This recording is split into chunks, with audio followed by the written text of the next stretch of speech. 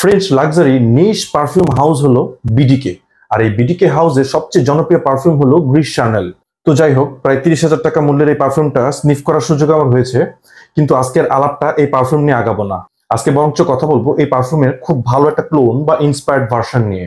পারফিউমটা হলো Liam by Lattafa, and this is aromatic by আপন।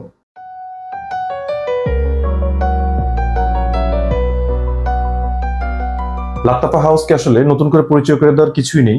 এই মুহূর্তে মিডল ইস্টের সবচেয়ে হাইপ যে ব্র্যান্ড সেটা হলো লাতাফা। এই হাউস থেকে অনেক ভালো ভালো পারফিউম বের হয়েছে এবং সেই পারফিউমগুলো ওয়েস্টার্ন পারফিউমের সাথে সমানভাবে টক্কর দিচ্ছে।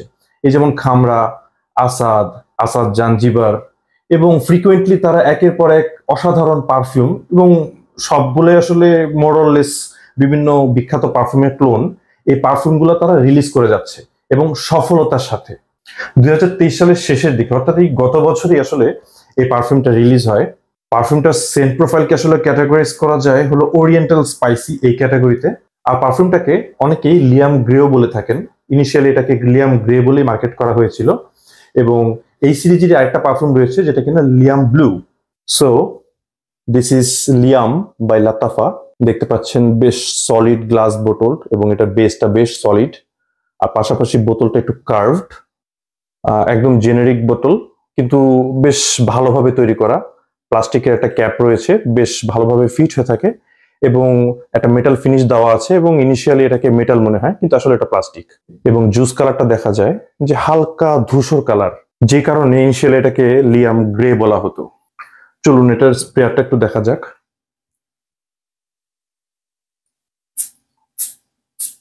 লাতাফার স্প্রেয়ার খারাপ না, আসলে কাজ চলার মতো, এবং ইনিশিয়ালি খুব ঝাঁঝালো স্পাইসি একটা কিক থাকে পারফিউমে। পারফিউমটা টপ নোটে রয়েছে এলাচ, ফিগ এবং কালো চা। এখানে ফিগ যে ব্যাপারটা, এটা আসলে ডুমুর, কিন্তু আমাদের দেশীয় ডুমুর না, এটা আসলে মিডল ইস্টার্ন একটা ফল, যেখান থেকে একটা ক্রিমি কোকোনাটি খুব ফ্রেশ একটা নোট পাওয়া যায়। আর এটার মিড নোটটা আসলে একটু ফ্লোরাল। এখানে মিড নোটে থাকে আইরিশ, ভেটিভার এবং ল্যাবডানাম। আর বেজ নোটে থাকে ভ্যানিলা, টঙ্কা, চন্দন কাঠের একটা হালকা নুয়ান্স, আর পাচুলির একটা আর্থিভাবে পারফিউমের টোটাল সেন্ট প্রোফাইলে একটা স্ট্রাকচার দেয়। এবং মূলত ফিগ বা যে ডুমুর এবং পাচুলি, এই দুইটার কম্বাইন্ড একটা ওভারঅল স্ট্রাকচার থাকে এই পারফিউমটাতে।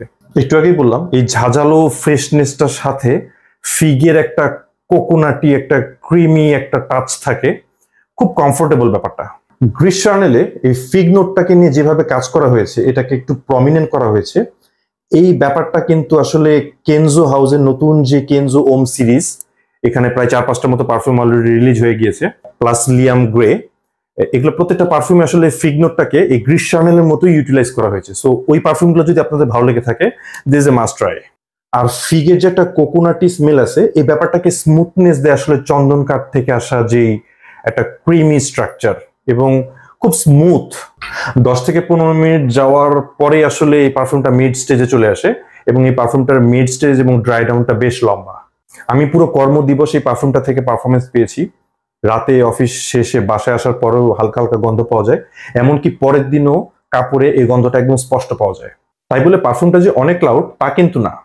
স্প্রে করার পরে ব্যাপারটা খুব লাউড থাকে, প্রায় ঘন্টা 2-1 মতো এটা বেশ লাউড থাকে, এবং প্রজেক্ট করে একটা জায়গায় দেখা যায় যে বাকি সবার পারফিউমকে একদম ওভারশ্যাডো করে ফেলে। কিন্তু এই 2 ঘন্টা যাওয়ার পরে ব্যাপারটা আসলে অনেক ক্লোজ হয়ে যায় এবং অনেক সফিস্টিকেটেড হয়ে যায়, এবং এই পারফিউমটার ভিতরে একটা দুধ চায়ের মতো একটা ফ্রেশনেস পাওয়া যায়। আর যে ক্লোজ সেন্ট বাবল তৈরি করে রাখে ড্রাই ডাউনে, এই ব্যাপারটা খুব কমফোর্টেবল এবং ভেরি ইউনিক।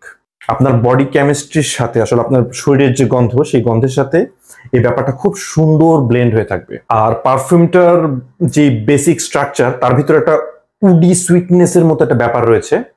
এই ব্যাপারটার কারণে পারফিউমটা খুব মডার্ন মনে হবে আর খুব এনজয়েবল। আপনারা আসলে ডেফিনেটলি এই পারফিউমটা অনেক এনজয় করবেন। পারফিউমটা খুব বেশি আসলে ডেভেলপ হয় না, অর্থাৎ আপনি স্প্রে করার পর থেকে একদম ড্রাই ডাউন পর্যন্ত এটার নোট চেঞ্জ বা এটার ফেজ চেঞ্জ গুলা খুব বেশি প্রমিনেন্ট না। আবার এটা যে একদম লিনিয়ার পারফিউম, অর্থাৎ যেভাবে স্প্রে করবেন একদম শেষ পর্যন্ত একই গন্ধ থাকবে, তাও না, খুব সাটেল। গুড়ের আর নারিকেলের যে একটা লাড্ডু আমাদের লোকালি পাওয়া যায় বাংলাদেশে, সেই লাড্ডুর মতো একটা সুইটনেস মাঝে মধ্যে উকি দেয়। আর মাঝখান থেকে আইরিশের একটা পাউডারি টাচ, ল্যাবডা নামের একটা অ্যানিমালিক টোন, আর ভ্যানিলার একটা স্মুথ গোরমান্ডিশ ফ্লোরাল টাচ পাওয়া যায়। এবং পুরো বিষয়টাই খুব well blended. Original Gris Chanel পারফিউমটা plus Liam, both are very good. আর মিডিয়া বেজের দিকে যে আর্থি একটু মাটি মাটি ভেটিভার রয়েছে, সেটা আসলে এটার ফাউন্ডেশন বা স্ট্রাকচারটা ধরে রাখে, কিন্তু কখনোই সামনে এসে হাজির হয় না। কিন্তু পেছন থেকে খুব কাছ থেকে স্পষ্ট ভেটিভারের ব্যাপারটা খেয়াল করা যায়। আর একদম শেষের দিকে ওই যে বললাম যে পরের দিনও কাপড়ের গন্ধ পাওয়া যায়, সেই সময়টাতে আসলে ভ্যানিলার ব্যাপারটা সবচেয়ে বেশি প্রমিনেন্ট থাকে এবং এই ভ্যানিলার সুইটনেস নিয়ে এটা আস্তে আস্তে মিলিয়ে যায়। এই পারফিউমে কিন্তু একটা ব্যাপার আছে, এটাকে কিন্তু আসলে ভার্সেটাইল পারফিউম বলবো না। এই একটা জায়গায় এই পারফিউমটা একটু কমতি। এই পারফিউমটা একটু ড্রেসি সেটআপে ভালো হয়, একটু ম্যাচিউরড ক্রাউডের জন্য ভালো হয়, ইয়াং ক্রাউডকে স্যুট করবে, but not in a active sporty environment, regular ব্যবহার করার মতো। কিন্তু এই পারফিউমটা ওয়্যার করতে হলে you have to dress well. একদম ক্যাজুয়াল আউটফিটের সাথে এই পারফিউমটা আসলে একদমই যায় না। যারা অফিসে নিয়মিত ব্যবহার করার জন্য বাকি সবার থেকে আলাদা একটা পারফিউম কম দামের ভিতর খুঁজছেন, তাদের জন্য আসলে this is a must try. আর এটা সেন্ট প্রোফাইলটাতে ওই যে মিষ্টি লাড্ডু, গুড়ের লাড্ডুর মতো একটা ব্যাপার বললাম, এই সুইটনেসটা এখানে আছে স্পষ্ট, কিন্তু খুবই tone down. So sweet perfume যারা অ্যাভয়েড করেন তারা এটা চেষ্টা করতে পারেন, খারাপ লাগবে না। মাথা ঘোরার ব্যাপারে তো প্রশ্নই ওঠে না। গ্রিস শানেল আমার স্পষ্ট মনে আছে, এটা আসলে বেশ শার্প, খুব ডার্ক, আর অনেক বেশি ডিটেইল ছিল। সেই তুলনায় বরঞ্চ লিয়াম লাতাফার এটা গ্রিস শানেল থেকে একটা দিক থেকে এগিয়ে থাকে, এটা বেশ bright, so more wearable. Gris Chanel গরমে ওয়্যার করা আসলে খুব কষ্টের একটা ব্যাপার, কিন্তু লিয়াম আমার অভিজ্ঞতা থেকে বলছি গরমেও বেশ ভালোভাবে ব্যবহার করা যায়। আর সব থেকে বড় ব্যাপার হলো গ্রিস শানেল যে অরিজিনাল পারফিউমটা, সেটা কিন্তু প্রচুর নিজের ভিতরে নোট চেঞ্জ করে বা চেহারা পরিবর্তন করে। সারাদিনে পারফিউমটা অনেক বিভিন্ন ফ্যাসেট বিভিন্ন সময় উঁকি দিবে। লিয়াম গ্রেস সেই তুলনায় কিছুটা লিনিয়ার গোছের। এখন অরিজিনালি সব ফিচার যদি আপনারা এটার ভিতরে পান, তাহলে তো আসলে অরিজিনাল ব্র্যান্ড টিকবে না। তারা তো তাদের এক্সক্লুসিভনেস অবশ্যই ধরে রাখবে। বাংলাদেশের মার্কেটে পারফিউমটা পাওয়া যাচ্ছে 2500 থেকে 3000 টাকার ভিতরে, এবং এই পারফিউমটাকে আসলে ওভারঅল আমি রেট করব 10-এ 8। A clone should be like this.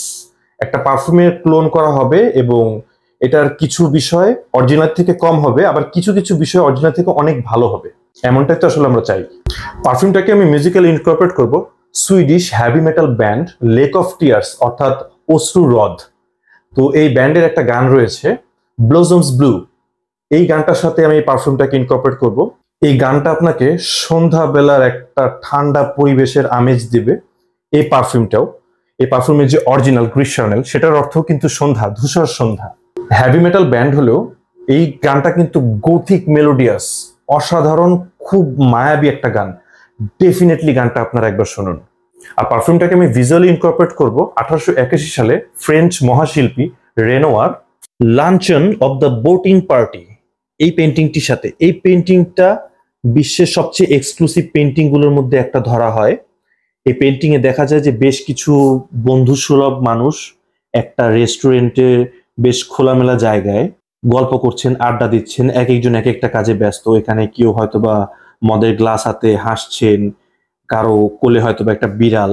তো এক একজন এক এক রকমের অ্যাক্টিভিটিস নিয়ে ব্যস্ত। রেনোয়া এই পেন্টিংটি যখন করেছিলেন, যাদেরকে দেখে করেছিলেন তারা ওই সময়ের বেশ জনপ্রিয় বেশ কিছু পার্সোনালিটি। তো এই পেন্টিংটা আসলে এক ধরনের টাইম মেশিন, এটা একটা সময়কে ধরে রেখেছে, এবং এই পেন্টিংটার প্রত্যেকটা মানুষ বেশ সফিস্টিকেটেড এবং প্রত্যেকে বিখ্যাত। তাই লিয়ামকে আসলে আমি এই পেন্টিংটার সাথে ইনকর্পোরেট করছি। অনেক পারফিউম পাবেন যেগুলোর ভিতরে আসলে গন্ধ অনেক সুন্দর, কিন্তু পারফিউমটার ভিতরে ক্যারেক্টার অনেক কম। আবার অনেক পারফিউম পাবেন যেটার মধ্যে অনেক ক্যারেক্টারিস্টিক থাকে, কিন্তু গন্ধ খুব জেনেরিক মনে হবে। তো এই দুই ধরনের পারফিউম থেকে সম্পূর্ণ আলাদা একটা পারফিউম হলো লিয়াম। এর গন্ধ যেমন ইউনিক তেমনই অসাধারণ এবং ফুল অফ ক্যারেক্টার। তো এই আনকমন ফুল অফ ক্যারেক্টার পারফিউমটা ট্রাই করার আহ্বান থাকলো। ধন্যবাদ অ্যারোমা টক ভাই আপনার সাথে থাকার জন্য। দেখা হচ্ছে পরবর্তীতে অন্য কোনো পারফিউম নিয়ে।